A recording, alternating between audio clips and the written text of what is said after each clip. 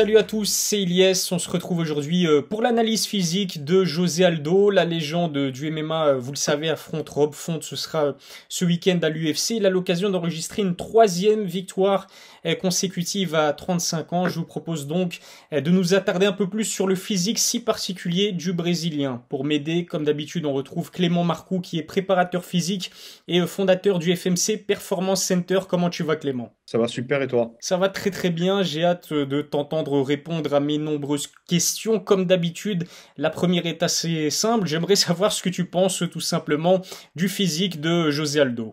Il a un physique qui est vraiment. Par contre, il est vraiment incroyable, même musculairement, quoi. Il n'a pas que des particularités morpho-anatomiques.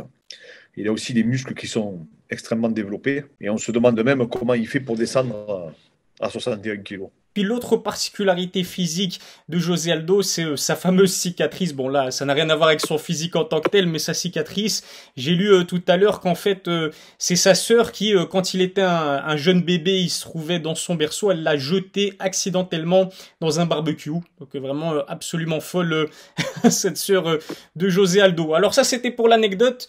J'ai aussi envie de parler de finalement son allonge qui est exceptionnelle pour sa taille. Tu le sais Clément, il mesure 1,70 m. José Aldo pour une allonge d'1,78 m. C'est vrai que proportionnellement à sa taille, ses bras et ses jambes sont très longues. Je sais pas si tu étais au courant, mais apparemment José Aldo a même des jambes plus longues que celles de Stipe Miocic qui mesure pourtant plus de d'1,90 m. Je sais pas si cette info est vraie, mais en tout cas c'est ce que j'ai cru comprendre. L'allonge de José Aldo, elle est exceptionnelle. La particularité qu'il a, c'est qu'il n'a pas des clavicules larges. Il a une ceinture scapulaire large. C'est vraiment ses bras qui sont longs. Donc son numérus et son radius qui sont extrêmement longs. Pareil, hein, au niveau du fémur et du tibia. J'avais pas tellement remarqué parce qu'il a toujours un short, mais en tout cas, il a des tibias très longs, comme un sprinter en fait. C'est ce qui lui permet aussi de générer tant de puissance dans ses jambes. Et après, il a vraiment ce physique qu'on peut retrouver chez les boxeurs, avec des points forts musculaires qu'on retrouve chez des boxeurs, donc avec un deltoïde antérieur qui est extrêmement développé, un triceps aussi qui est extrêmement développé. Il a des pecs qu'on voit où la partie claviculaire est relativement plate, étant donné que souvent dans les sports de percussion, on a l'impression que les pecs s'aplatissent, tu sais, parce qu'on travaille sur la répétition. Donc je suis quasiment sûr que ça a une incidence sur le long terme, parce qu'il a attaqué la boxe, il me semble, à l'âge de 16 ans. Et il a vraiment et un dos aussi. Alors ce qui est surprenant, c'est que non seulement il a une chaîne antérieure qui est développée, mais il a aussi une chaîne postérieure qui est développée également. Et ça, je pense que c'est les années de pratique de jiu-jitsu brésilien, parce qu'à la base, il a commencé par le jiu-jitsu brésilien, après il a fait du MMA. Mais je pense qu'il a tellement lutté par le passé, tellement fait de grappling et de jiu-jitsu, que ça explique qu'il ait un grand dorsal aussi développé. On dit souvent que José Aldo en fait exploite parfaitement ses particularités physiques lors de ses combats. Explique-nous Clément, en quoi est-ce que son style est dû finalement à ses attributs physiques particuliers? Mais déjà, José Aldo, tu sais qu'il a hésité longtemps entre le foot et le MMA, je ne sais pas si tu es au courant de ça. Et, Exactement. euh, et apparemment que c'était un joueur extrêmement rapide, extrêmement explosif, et qui avait une grosse frappe de balle.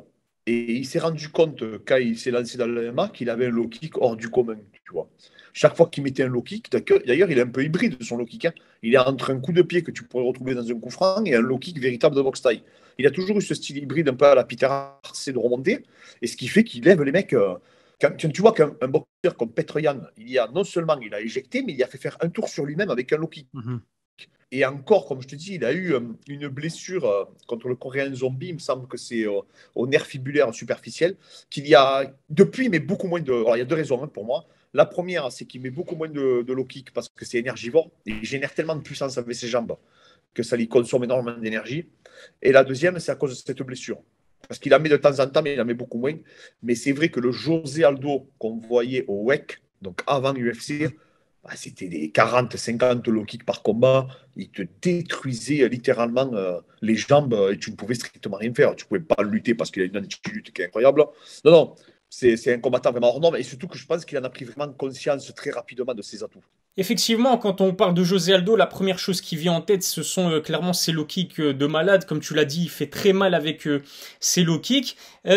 Est-ce que c'est dû à une technique particulière utilisée par José Aldo ou c'est juste dû à sa puissance brute, voire les deux, la puissance brute et une technique particulière en quelque sorte pour envoyer ces fameux low kicks? Ouais, c'est les deux, mais je dirais pas une technique particulière. Par contre, c'est clair qu'il a transféré, il a tellement bouffé du spécifique en boxe taille, il en a tellement mangé que automatiquement la technique est venue compenser ce phénomène qu'il avait déjà, on va dire intrinsèque, cette puissance qu'il était capable de. Bon, déjà, c'était quelqu'un de très rapide déjà à la base, et de très explosif, donc il était capable déjà de générer de la puissance. Mais en plus de ça, il a accentué avec un travail technique qui a fait qu'accroître en fait sa capacité à donner des coups à répétition et à provoquer, mais on a bien vu cette instabilité chez ses adversaires. Et même des mecs qui ne pouvaient même plus poser la jambe. Hein. Ils pouvaient même carrément plus poser la jambe, ses adversaires, à certains combats.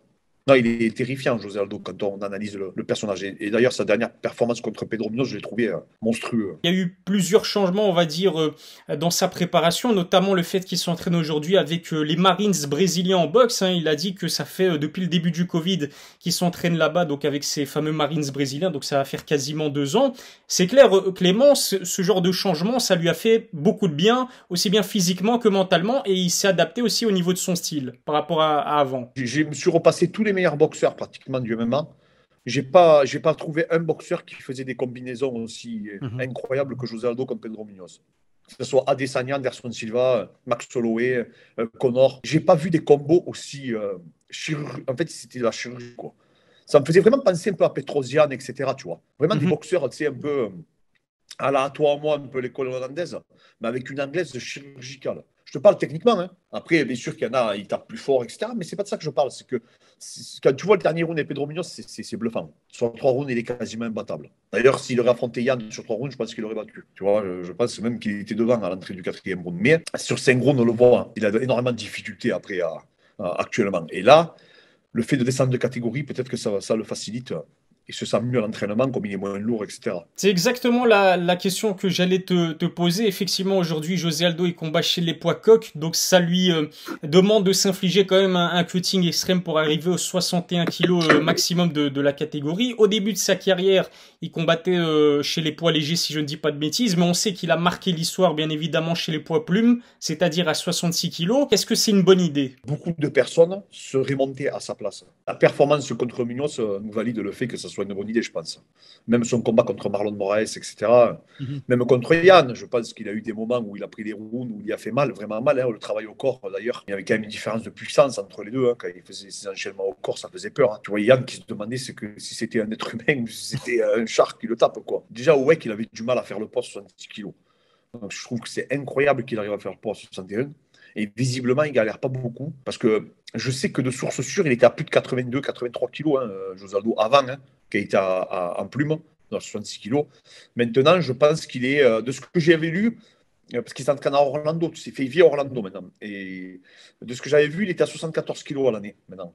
Donc, okay. Entre 72 et 74. Donc, c'est assez bas. Mais tu le vois, il est tout en sec hein, maintenant. Hein. N'importe quelle photo qu'il prend, il est tout en sec.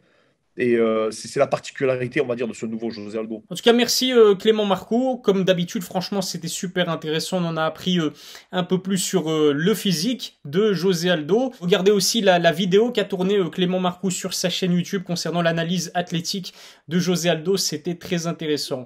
Mon cher Clément, un grand merci. On se donne rendez-vous très vite pour une prochaine vidéo. D'ici là, prends soin de toi.